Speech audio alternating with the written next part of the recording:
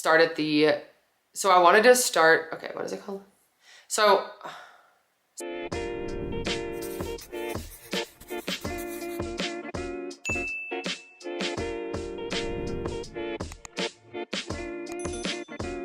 hey everyone, and welcome to my channel. I'm Nikki. In today's video, I'm just going to be sharing a quick sit-down talking video where we're going to be discussing food noise. So if you enjoyed this video or find it helpful, please go ahead and give it a like and subscribe to my channel. I really appreciate it. So what we're talking about today is something that I've talked about on my channel over the years and something that I've struggled with throughout my childhood and adulthood as well. And I'm just going to talk about some of the things that I can relate to when it comes to food noise and some of the things that I did to overcome this. Food noise is a very real thing. I feel like lately I've been hearing more and more about it and like that specific phrase being food noise. Like I said, I've talked about these things on my channel before, but never really called them food noise. And so having a name to kind of go with what I'm describing definitely helps. And I feel like more recently it's been talked about because of the rise of the GLP-1 meds and different like weight loss medications and stuff like that. And although I don't personally use those or ever plan to use them, I think that they can definitely work in different situations for certain people. And it just depends on what's going to work best for you. That's how this whole weight loss and wellness journey goes. You really need to find the things that are going to work best for you. So today I'm talking about food noise,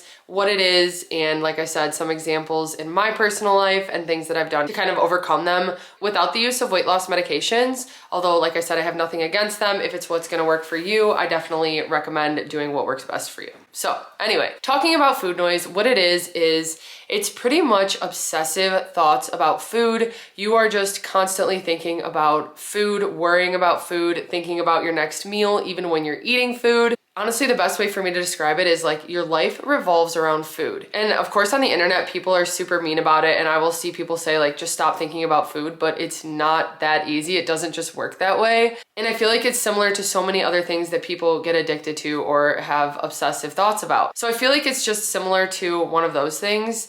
But of course, it can be debilitating. It can really be hard on you and your thoughts, like constantly thinking about it. It brought a lot of shame to me when I was going through it in the peak of it. And so some of the things that I'm gonna talk about, honestly, I never thought I would share with people. They are like very deep into just how my brain kind of thinks about food and certain things. And over the years, I've been able to kind of realize like the things that I do and the reasoning for doing them. And it's really helped me to heal my relationship with food and everything. So some examples of food noise that I've struggled with personally, and these are all things that I've had to work through. Sometimes I still do have the same like thoughts and feelings come up, and I just have to work through them and do the things that I've kind of adapted that are healthier habits for me. But an example would be like when I would go to a restaurant and I would look at the menu and there would be something that I actually really wanted, like a meal that I was craving. However, I didn't think that it was gonna be the biggest portion. So I would always choose the meal that was gonna be just the biggest portion, the most food that I could eat. If I was with other people, a lot of the time it was so that I had a lot of food to eat and maybe would have some left over or something like that so that I didn't feel shame for eating a lot of food. But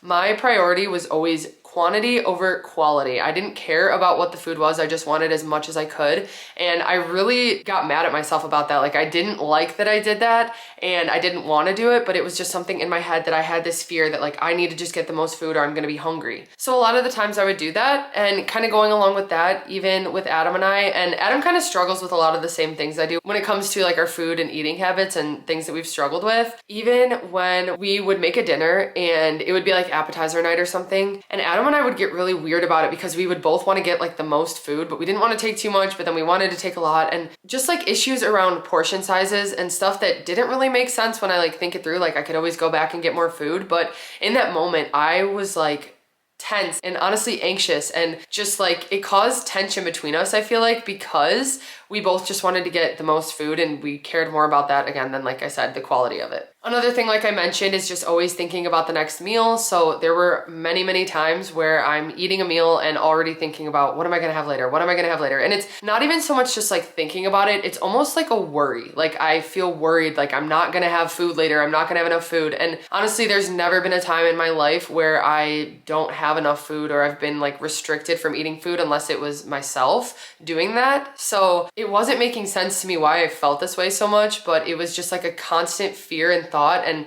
as I would be eating a meal, I was thinking about the next one. Going along with that too, I had a lot of embarrassment and shame around the fact that I really did like food. So even though I said I would eat foods that like I didn't even care about what it was or the quality of it, I still was like very passionate about food. I loved eating, but I felt so much shame for that in front of people. I was scared to eat in front of people, so I did a lot of eating and hiding. And it was just something that I carried a lot of shame and embarrassment for no reason. But again, it had to do with that food noise and just those obsessive thoughts around food and what people thought of me for what I was eating, how much I was eating, all those types of things. It really consumed all of my thoughts. Even as a kid, I really struggled with binge eating, and what I would do is a lot of the time I would wait until my family went to bed. But from that period where they were up and I was up waiting for them to go to bed, I would get really irritable because I was just like anxious to get to the food. Like I just wanted food, even if I wasn't hungry. There were so many times where I wasn't even hungry, but I just wanted that binge.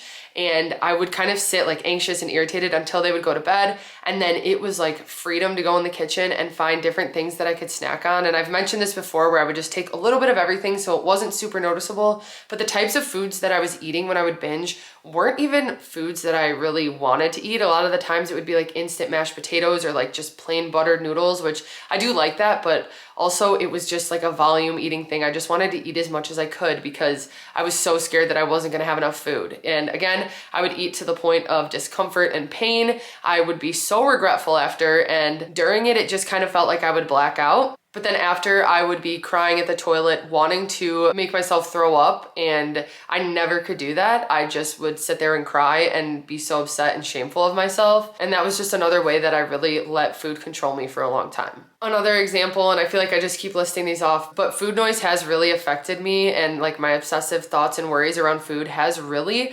impacted my life throughout the years. Even when we would go to like a party or something, if they didn't have a lot of food, then I was like panicking and thinking about, okay, what are we gonna eat after? Because we need to have something after, we're gonna be so hungry. And again, even if we snacked and I wasn't hungry, I still had this worry, like I need food, I need food. And it was just a constant thing with me that really did cause me to binge, and it caused me to have some really unhealthy eating habits. So when I started my weight loss journey, I knew that that was something that needed to change. I knew that what I was doing wasn't healthy. And these are just some of the things that I've kind of done to overcome the food noise. Like I said, I haven't used any medications or anything like this. I haven't gone to therapy, although I've used different resources online to help with my mental health and therapy. I haven't actually gone to a therapist. So certain things might work better for you. Like I said, maybe the medications, maybe going to a therapist. Honestly, it is a lot to tackle food noise and the issues that come with it. And so if you need that extra help, it's not something that you should be scared about getting. I think that just like any other addiction or obsession or mental health issue, you just need to work through it and find what's going to work best for you. Different things work for different people. So one of the biggest things for me was realizing where the want to binge was coming from and all the emotional issues that I kind of carried that were causing me to do this. A lot of times I would use it as a coping mechanism or when I was extremely stressed. So many times I just couldn't even explain why I wanted to binge or why I had these thoughts. So I wanted to try to start at like the center of the problem and really focus on my mental health. And that's something I could even include a link to different videos where I talk more in detail about how I've improved my mental health, because that's really translated over to my eating habits, because so many of my different issues with eating came from mental and emotional issues. I had to make a lot of mindset changes when it came to food noise because, like I said, I would be serving myself a dish or ordering a meal at a restaurant and just thinking, I need the most, I need the most. Like it had nothing to do with what I wanted to eat. And so I had to really realize that maybe if I'm serving myself dinner, I can always go back for more. And even if the dinner's gone, like if we eat it all, I can have a snack after. I can have my apple after that I have, and then I have food in the fridge, in the pantry. I can have something after if I still feel hungry. But so many times when I'm like worrying and I'm making my food, whatever, and then I get the food and I tell myself like, okay, I can go back for more, I can go back for more. I'm usually full by the time I can go back for more anyway. So having that mindset shift to just tell myself, okay, I can go back for more if I want. A lot of the times I don't even want to go back for more, but it's like a relief to me to know like there's nothing wrong with going back if I'm still hungry. There's nothing wrong with eating more food, but I'm just gonna take what I want in the proper portion first, eat that, and then see how I'm feeling. And just telling myself that I could go back for more, that little mindset shift really did help me, and it does help me still to this day, because still these thoughts come back when I'm serving my food and I'm thinking like, oh my gosh, I just want to get as much as I can. I remind myself, I can go back for more. And so little mindset shifts like that have really improved my eating habits and just the food noise in general. I also just needed to heal my relationship with food. So like I said, I carried so much shame having a passion for food and loving to eat. And I kind of had to switch that around and just make it a positive thing, because honestly, food has gotten me where I am today with my cookbook and my content that I make, because I am passionate about cooking and I am passionate about those things and making good food. And when I kind of realized that like food can be a positive thing in my life, it doesn't have to control my life the way that it did, but it can be a big part of my life still and be a positive thing. I healed my relationship with food and kind of took away that shame and embarrassment that I felt for it. And I am gonna be honest, I feel like a big part of that is from losing weight, that I was able to kind of feel a little less shame about it, because when I was bigger, I was always thinking that people were thinking that I was bigger because I like to eat and stuff. And like, I kind of just connected those two things to people judging me for liking food. And that's where I felt a lot of embarrassment with it. So I do want to be honest and say that I think losing weight has really helped me to just feel more confident in my body in general, and to just help with those negative thoughts about food and like the passion I have for it. So I think healing my relationship with food was a huge step in just kind of blocking out some of that food noise, because before, food was always like a negative thing, even though I loved it and it was like something that gave me peace and stuff when I was eating. It was still such a negative thing. I had such a love-hate relationship with it. And so fixing that really did help to improve my mindset in general. Another thing that I think really helped with the food noise was just taking better care of my body and nourishing it better. Before, I was eating a lot more processed foods, a lot more fast foods that really didn't make me feel that satisfied, and they didn't nourish my body. And I think that's also the reason I was always craving things and always just wanted to make sure I got more, because sometimes I would eat a whole meal from Steak and Shake and then be hungry right after I finished the last bite. And I feel like that kind of gave me a fear of like, I need more, I need more. And so when I started my weight loss journey and I started to focus more on fiber and protein and eating filling foods that actually nourished me, I really noticed the difference of, first of all, I felt more full throughout the day. And so it didn't have me craving as much food and wanting to like snack as much or think about food as much, because I would get really full and then just not even really think about it, because I was actually satisfied from the food that I ate. So I think really just improving my diet in general and focusing on protein and fiber and nourishing myself really did help to kind of block out some of the food noise, just because I was full, my body was nourished, I had energy, and it was so different than the way I was eating before, when the food noise was really like taking over. I think another thing that's also helped is just being more active and building more muscle, because it does allow me to eat a little bit more, because I'm burning more calories every day. The more muscle you have on you, the more calories you burn when you are at rest. And so I really think that that has helped me to just eat a little bit more, which helps me to feel more satisfied. And again, kind of blocks out those obsessive thoughts of wanting more food and always wanting food all the time, because I am able to actually eat a little bit more, which makes me just feel a little bit more satisfied. Another thing I even joke about all the time now is that I have the most random cravings at all times, and it's just something that pops in my head. So honestly, it happens all the time at the gym. I'll be at the gym and I will just randomly crave like pancakes or like a Chick-fil-A chicken sandwich, or like just the most random food item. And before, I used to feel like a lot of embarrassment and shame around that, because I was like, why am I always thinking about food? Why am I always craving food? And now I've kind of switched it and just made it like a funny thing. So if Adam's at the gym, I'll just tell him like, oh my gosh, I'm craving mozzarella sticks right now so bad. Or just like some random food. I can't even think of anything now. Like, it just pops in my head as I'm working out. And I've kind of just made it like a funny joke. And a lot of the times when I'm still craving it later, I'll try to make a healthier version at home, so I actually do satisfy that craving. So randomly I'm craving barbecue pulled pork. I'll come home and make some pulled chicken with my no sugar added barbecue sauce or something that satisfies that craving. It's not like the high point option that I was really craving, but it satisfies it. And again, I just make it like kind of a positive thing, instead of feeling shame or negativity for the fact that I was craving pulled pork in the morning or something. Like, all this stuff has really improved because I've switched my mindset and how I think about food, and to think about it as it's there to fuel my body, it's there as a positive thing, instead of always being so negative and shameful about it. Overall, I just wanted to make this video because I keep seeing more and more about food noise, and a lot of the time I will see rude people on the internet saying that it's not a real thing, or that everybody has food noise. We all think about food, but this is a little bit different because it is so obsessive. It can really control your life and be debilitating, like I said. In the past, when I think about the issues that I went through because of food, and just like even my childhood, when I think about middle school and high school, like